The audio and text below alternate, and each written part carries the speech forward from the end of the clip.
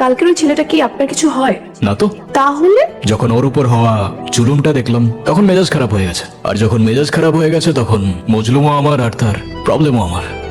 আপনিও যেটা করলেন সেটাও তো ভায়োলেন্স। এরকম সিচুয়েশনে চুপ থাকলে নিজেকে কেমন যেন অপরাধী মনে হয়, আর যখন রাগ উঠে যায় তখন ঠিক ভুল না, জাস্ট রিঅ্যাক্ট করে ফেলি ব্যাস।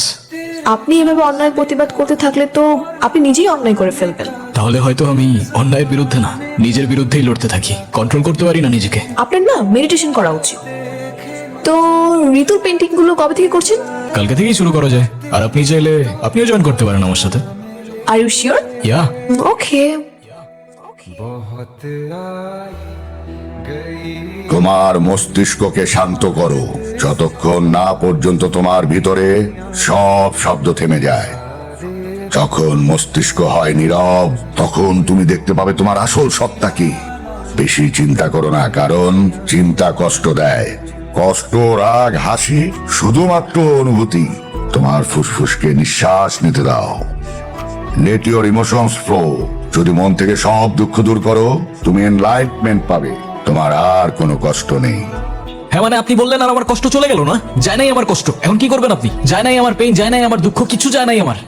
অনেক আস্তে কথা বলো। উনি এসব বলতে থাকলে আমার সব কষ্ট চলে যাবে? এই আপনারা সবাই বলেন তো, কার কষ্ট চলে গেছে? আপনাদের কার সৎ সাহস আছে বলেন না রে ভাই, বুকে হাত দিয়ে বলেন কার কষ্ট চলে গেছে আপনাদের? তোমার ভিতরে রাগ, ভয়, অন্ধকার জমে আছে। হ্যাঁ আপনি এত কিছু বুঝে গেলেন না?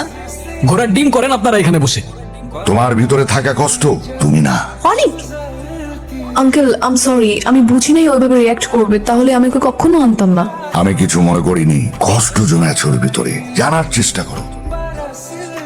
আমি স্নেহা, অনেকের ফ্রেন্ড। একটু ওর সাথে দেখা করতে চাচ্ছিলাম। আমি ডেকে দিচ্ছি। না না, আমি আসলে আগে আপনার সাথে একটু কথা বলতে চাচ্ছি। ভিতরে আসেন আপনি। আমি অনেকের মামা। অনেকের কি কোনো প্রবলেম আছে? কোন প্রবলেমের কথা বলছো?